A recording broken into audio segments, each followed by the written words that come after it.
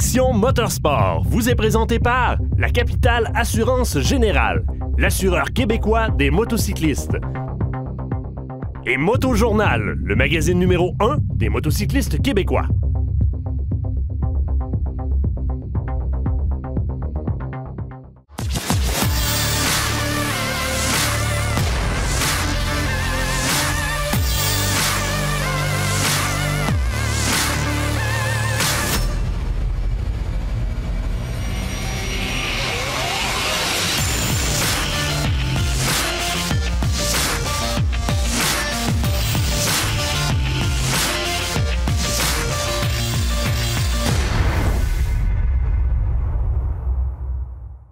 Cette semaine, à AMS Moto, ne reculant devant rien, on vous fait un AMS Moto sous zéro avec une cabane à sucre en arrière-plan. Avez-vous vu la machine, la BMW R90? Marc va l'essayer, j'ai hâte d'avoir ses impressions. On parlera avec nos amis d'ADM Sport également sur les choix d'équipement. On reçoit les gens de Silverwax. Et que diriez-vous, à ce temps-ci d'année, d'aller faire un tour à la Baie James? Tout ça au menu d'AMS Moto. Aujourd'hui, on a à l'essai la R90, qui commémore le 90e anniversaire de fondation de BMW avec le moteur Boxer. Puis ils ont fait un effort parce qu'elle a la gueule, comment dire, rétro-design au maximum. C'est magnifique, magnifique. Il y a un créneau qui est en train d'exploser avec les motos Roadster et aussi les motos rétro. Aujourd'hui, j'aimerais vous parler de la R1200R qu'on a en magasin, qui est la grande sœur ou la cousine, si on veut, de la R90. Qui a un moteur un petit peu plus gonflé, 125 chevaux, refroidi au liquide. À peine un petit gain de poids de 9 kg sur la R90 qu'on essaie. Pas plus que 9 kg? Pas plus que 9 kg. Si je prenais juste ça, mon 9 kg dans une année, je serais content. Bien, c'était déjà pas mal. Cette moto aussi peut être plus, je pourrais dire, modernisée que la rétro, qui arrive naked, vraiment une moto de base. Poignée chauffante, oui. Système d'alarme, oui. Mais c'est inhérent au look qu'on veut donner à cette monture-là. Alors qu'ici, quand je regarde le détail et la finition de cette monture-là, c'est extraordinaire. Oui, absolument. Et elle bénéficie de toute l'électronique qui peut être disponible sur une moto contemporaine, que ce soit les modes de conduite, sport urbain, pour la pluie, poignée chauffante, bien sûr, régulateur de vitesse, suspension électronique, ABS, anti-patinage, qu'on peut moduler, qu'on peut canceller. On peut avoir un système sans clé aussi, avec un transpondeur. On approche de la moto, elle connaît le transpondeur. Du carnet de paiement. C'est parfait. Voilà. Et aussi, à ce moment-là, on peut débarrer notre bouchon d'essence avec le transpondeur, qui reconnaît aussi le détenteur. Alors, il met la moto en mode de « voici mon sympathique propriétaire ». Voilà. Oui. Aussi, on peut avoir en option la souris qui permet d'aller jouer dans le GPS. Ah, c'est à ça que ça sert? Oui, exactement. Cette souris-là va grossir la page, ou on peut changer de page, aller sur la page boussole ou la page ordinateur de bord de la moto, avec la pression d'air des pneus, la température, la consommation d'essence. Tout ça en roulant, par en révisant sa liste. Absolument, c'est très simple. On pousse, oui, voilà. Spectaculaire. Est-ce que je suis en quelque sorte destiné à prendre celle que mon concessionnaire aura la gentillesse de me refiler, ou est-ce que vous pouvez installer l'équipement additionnel? Quelle est la façon optimale d'arriver à obtenir exactement ce que c'est? C'est sûr qu'il y a des accessoires qui peuvent être vendus ici aux pièces, mais il y a des choses qui doivent être assemblées à l'usine. Si on parle, exemple, de la molette pour le GPS, etc. Il y a des grosses chances qu'on ait la moto que vous souhaitez avoir en stock, mais sinon, vous pouvez la faire configurer à votre goût. On se donne un délai de 2 à 3 mois et on vous crée votre R1200R de la couleur que vous voulez avec les groupes d'accessoires désirés. Elle arrive, elle est custom fit pour moi. Exactement. Vous n'avez plus aucune excuse de ne pas venir consulter le gourou François ici sur cette R1200R. Merci, docteur.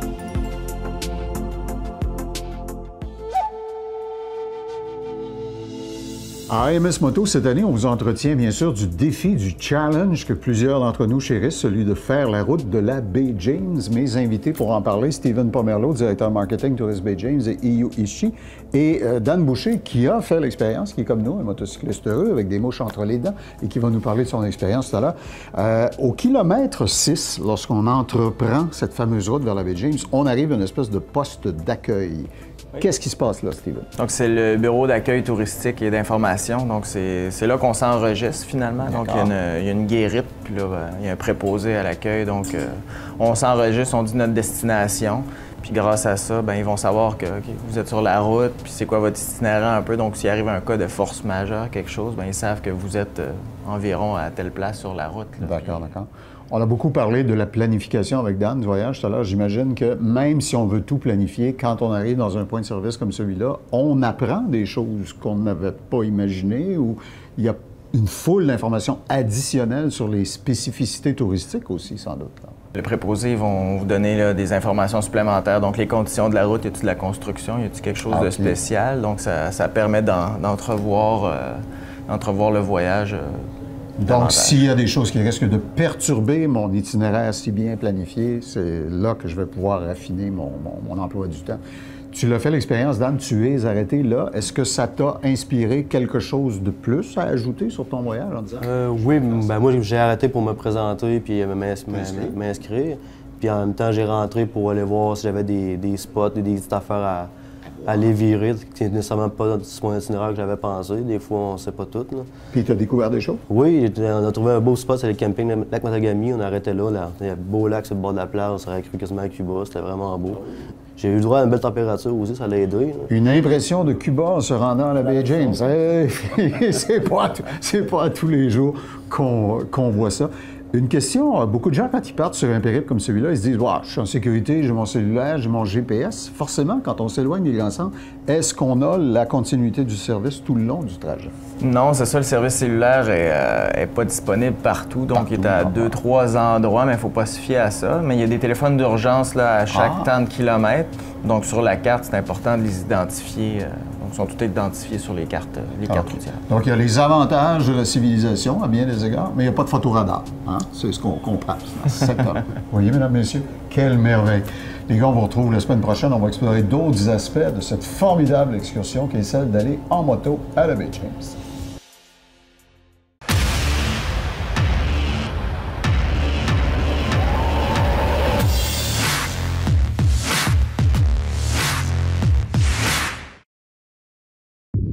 Attache Remorque Québec, transporteur officiel de AMS Moto.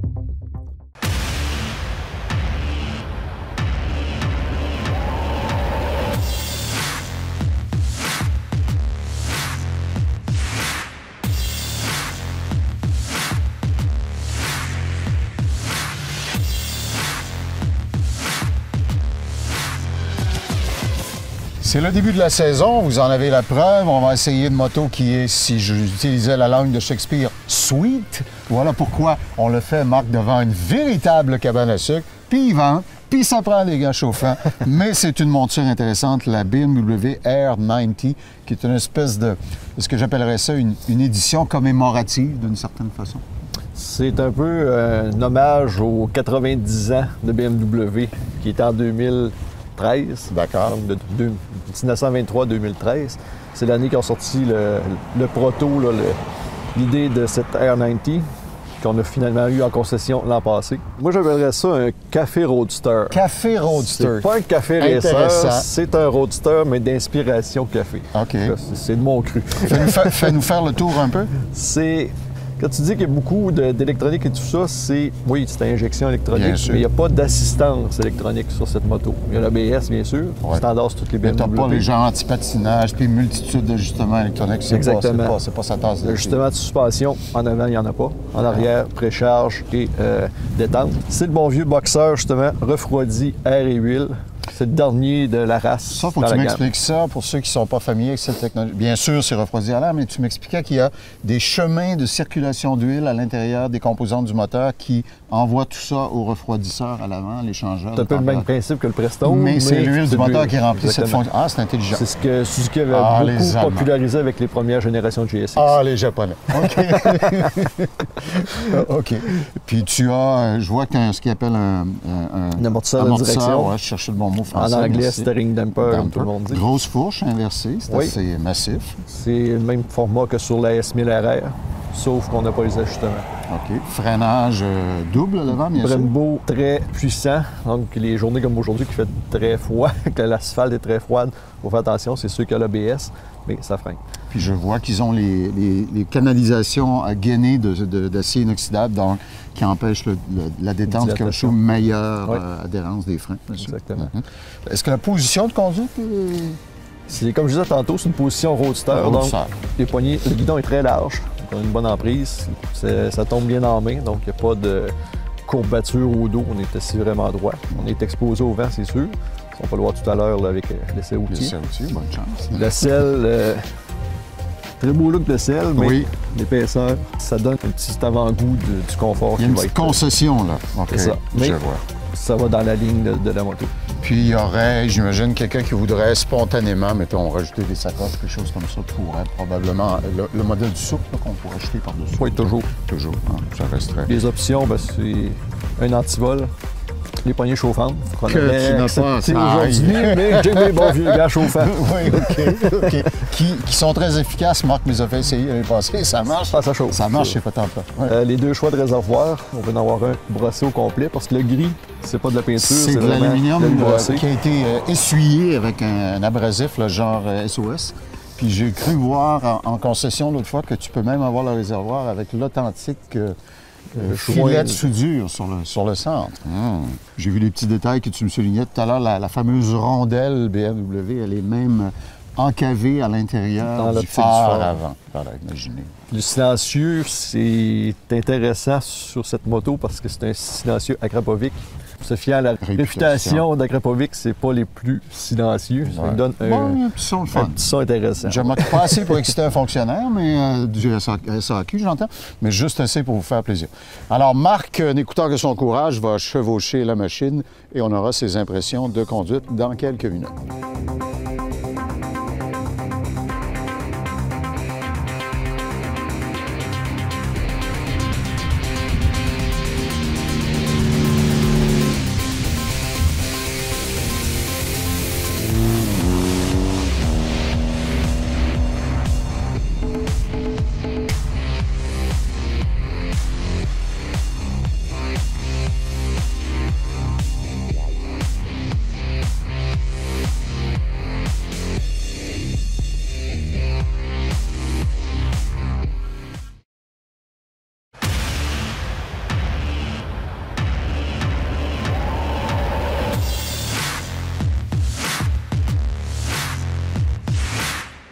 Choix d'un manteau, choix d'un habit de moto, il faut être très minutieux au niveau des différents critères de sélection. D'abord et avant tout, évidemment, le côté confortable. On ne dira jamais assez. Par-dessus la résistance à l'abrasion, par-dessus tous les critères de sélection qu'on pourrait nommer de sécuritaires, si au départ, vous n'êtes pas à l'aise dans l'habit que vous avez choisi, dites-vous que vous pouvez carrément compromettre votre sécurité. Pensez-y, un manteau qui serait trop serré, qui limiterait mes mouvements, ou encore un manteau qui serait beaucoup trop ample, qui serait accrochant au niveau de mes mouvements, peuvent provoquer une erreur qui pourrait être fatale. Oubliez jamais que vous êtes sur un véhicule qui a 2 roues et la moindre petite chose peut entraîner un accident et on ne veut pas ça. Donc, étape numéro 1, comme dans à peu près n'importe quel accessoire de protection au niveau de la moto, c'est l'essai des différents modèles. Dans quel type de coupe, moi, je suis le plus à l'aise? On a un exemple parfait ici dans l'Olympia d'une silhouette qui serait beaucoup plus ajustée, mais qui me permet quand même une certaine ampleur de mouvement. Donc, un manteau qui est bien conçu. On est dans le Cordura, vous l'aurez remarqué. Ici, on est partiellement Cordura. On a beaucoup d'aération. C'est un indice que je recherche beaucoup. J'ai beaucoup d'aération dans l'entrecouche du manteau, ce qui est très intéressant. Au niveau de la fabrication de mon manteau, je vais rechercher les caractéristiques de fabrication de qualité. Vers quoi je vais me tourner pour définir si je suis en face d'un manteau de qualité ou de moindre qualité? Bien, règle numéro 1, tout de suite en touchant au manteau, au niveau du tissu, on va voir si le tissage est fait serré, si c'est bien fait, mais regardez bien. Couture. Les coutures du manteau, avoir très rapidement, on va se rendre compte d'une petite couture en coton parce qu'elle n'aura pas la même teinte que le tissu et souvent, elle va déjà être effilochée. Alors que les coutures qui vont être, par exemple, avec le même tissage qui est utilisé pour le Cordura, vont être beaucoup plus résistantes. Avant de faire l'acquisition du manteau, je vais observer tous ces petits indices de qualité-là. Ne serait-ce que le velcro, si velcro il y a sur le manteau, de quelle façon il a été fixé, si c'est une vulgaire couture ou s'il est bien encollé avec une couture double. Alors, de quelle façon mon manteau va se fermer? Hein? Ici, j'ai une partie velcro, j'ai une partie zipper à l'intérieur, une partie velcro qui ferme ma première étape et une bonne fermeture éclair qui vient refermer par-dessus. Je remarquerai ici que ma fermeture éclair, de la façon dont elle est faite, elle n'est pas hydrofuge. Alors, peut-être que je voudrais aller vers une fermeture éclair qui va être hydrofuge, qui va m'offrir une plus grande résistance au niveau de l'eau qui pourrait entrer dans le manteau. Gros avantage ici, comme dans la majorité des manteaux de ce type de conception-là, qu'on appellera peut-être un peu touring classique, c'est que ce sont des manteaux en 2 épaisseurs. Alors, j'ai pas besoin de m'acheter, lorsque je fais l'acquisition d'un manteau comme ça, de 2 ou 3 différents manteaux pour ma saison. Il ne me restera qu'à ajuster ce que je mets comme couche ou pas. Et très rapidement, je peux me débarrasser de la première couche, avec une bonne petite fermeture éclair ici, je peux me débarrasser de la première couche et porter strictement que le par-dessus et conserver le dedans du manteau dans mes sacoches de moto ou encore dans mon sac à dos. Question de l'utiliser comme petit manteau d'extérieur ou pour le rajouter comme couche si jamais besoin il y a. Lorsque je m'adresse à des manteaux en Cordura qui sont plus complets, bien évidemment, d'emblée, je vais aller chercher une résistance à l'abrasion qui va être beaucoup plus grande. J'ai moins de style, généralement, dans un manteau qui est entièrement en Cordura, mais là, c'est le moment où est-ce que je dois m'arrêter et me demander si je dois compromettre ma sécurité par le style. Et si je suis entièrement en Cordura, de façon à ce que l'ensemble de la surface du manteau est très résistante à l'abrasion. J'ai quand même des bonnes particularités au niveau des entrées d'air, donc je peux quand même bien ventiler mon manteau. On est en face encore ici d'un manteau, hein, un des critères de choix qui est en 2 étapes, donc je peux facilement retirer la partie intérieure qui ressemble un peu à l'intérieur d'un soft shell pour utiliser strictement que la partie extérieure du manteau. Autre point très important à vérifier lorsque vous faites l'achat de ces manteaux-là, c'est est-ce qu'il y a, et si oui, où sont situées les rembourrures de protection, les pads de protection? La majorité des manteaux vont avoir des pads de protection au niveau des coudes. Maintenant, les technologies font que c'est très flexible. Hein? Ce ne sont pas des coques en plastique très rigides qui sont très inconfortables. Parfois, je vais l'avoir au niveau des épaules aussi, qui est très appréciable. Et encore plus important, on tourne tout ce beau monde-là de bord. Et on va aller voir au niveau du dos si on a une coquille de protection. Ici, dans le cas du Scott, j'en ai pas. Il faut savoir que ça se rajoute relativement facilement.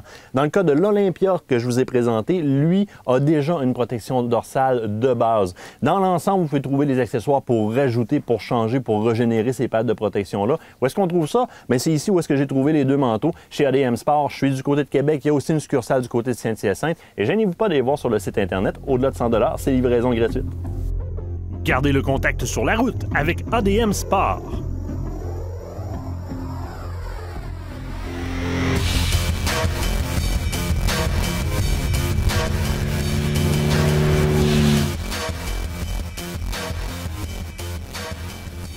Alors, c'est une moto dont j'ai hâte d'avoir les impressions de conduite de la bouche de Marc, d'autant plus que ce matin, on aurait peut-être aimé qu'elle ait le système de chauffage central, en plus de sa technologie allemande, la R90.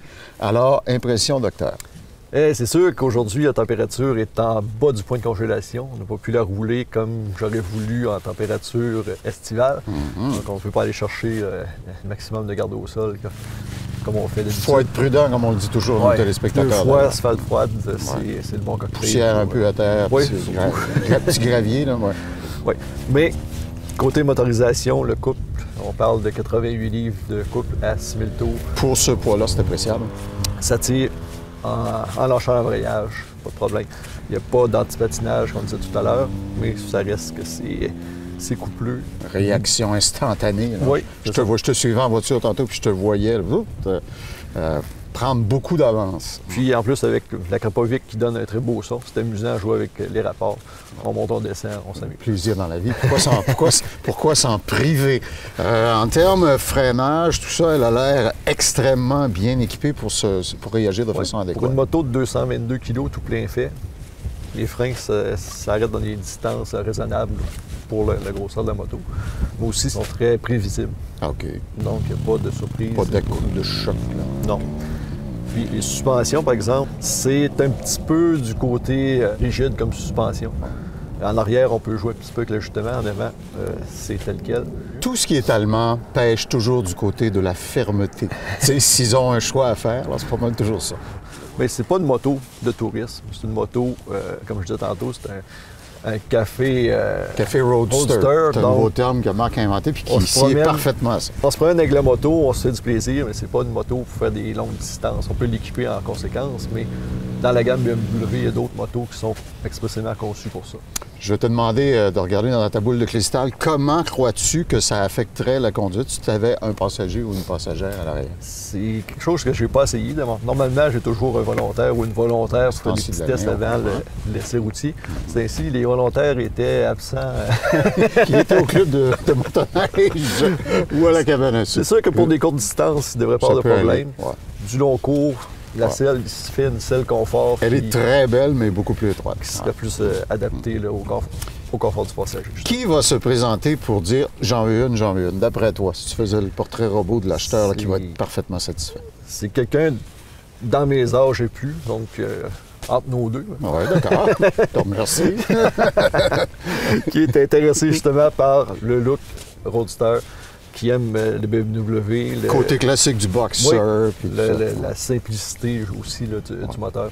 Alors, un croisement entre quelqu'un qui cherche des avancées contemporaines puis une espèce de nostalgie de ce qu'il rêvait d'avoir quand il était petit cul puis qu'il voyait passer. C'est un modèle que je pourrais dire qu'il peut se comparer avec la Moto Guzzi Griso. Ah oui, oui, c'est logique. Donc, avec son cylindre au 45. Alors, la R90, mesdames et messieurs, à rajouter sur votre liste de magasinage. Merci, Marc.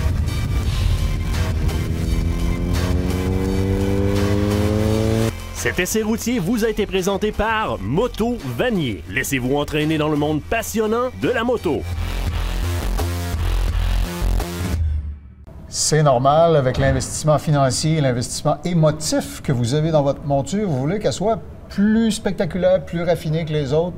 Richard, vous avez un produit pour ça qui est un scellant pour le fini d'origine du manufacturier. Oui, souvent, les gens achètent une belle moto, puis ce qu'on veut faire avec, c'est rouler. C'est bien évident, première chose. Par contre, les gens oublient, il faut la protéger. Ouais. On le voit, là, on reçoit du sable. Micrographing, puis tout ça, on voit ça. Là. Exactement. Fait que j'ai toujours dit, moi, si on a une chose à appliquer sur une moto, c'est vraiment le scellant à peinture. Le scellant à peinture, ce qu'il va faire, c'est qu'il va vraiment protéger tout ce qui est verni, et ça va être vraiment contre l'abrasion, et ça dure très longtemps. Puis c'est très, très simple à appliquer en plus. Là, le produit est complet. On a 2 polymères à l'intérieur. On a du silicone. On a de la nanotechnologie qui va faire en sorte qu'il va rentrer à l'intérieur puis il va aller agripper. Mais en plus... À l'échelle microscopique, il adhère vraiment à la surface qui est appliquée? Oui, il y a une nanocire dedans qui fait en sorte là, que vraiment il va aller agripper puis il va rentrer jusque dans le fond de toutes des pores de la peinture ou du vernis, si on veut dire. C'est scientifique, hein? J'aurais dû écouter dans mes cours de chimie à l'école. Fait que c'est un produit complet.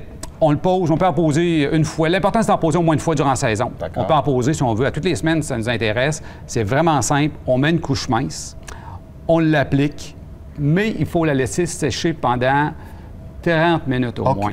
Résister à la tentation de flatter la bête avant 30 minutes. Exactement, parce que la polymère doit durcir. C'est comme des vernis à plancher. Et puis ça, si ça ne durcit pas, bien, elle n'aura pas l'endurance. On va l'essuyer, on va l'enlever en l'essuyant. Comme catalysé, en quelque sorte, d'une certaine façon. Oui, oui, exactement. Donc, logiquement, on ne se mettrait pas à un endroit où il y a beaucoup de poussière pour pas que ça se dépose sur la pellicule qu'on vient d'appliquer. Préférablement, j'imagine, à l'ombre, un endroit protégé, un carport, quelque chose comme ça. Oui, c'est vraiment important le point que tu apportes. Il faut absolument que ça soit fait quand la moto est froide et jamais au soleil. Et en plus, il ne faut pas accrocher les plastiques. Si on regarde une moto comme ici, on a des plastiques, il ne faut pas l'accrocher. On les détourne tranquillement, puis ça se fait très, très, très bien. Là. Le scellant pour la surface de votre moto, ils ont vraiment de tout ces gens. Avez-vous quelque chose pour me protéger contre les débris de météorites? Avez-vous travaillé là-dessus?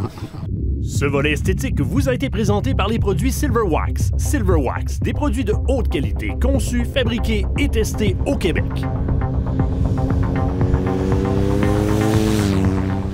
On le sait, chez AMS Moto qu'une demi-heure, c'est vite passé. Bien, raison de plus pour être avec nous la semaine prochaine. D'autres découvertes, une autre moto, d'autres choses intéressantes à apprendre. C'est ça, AMS Moto.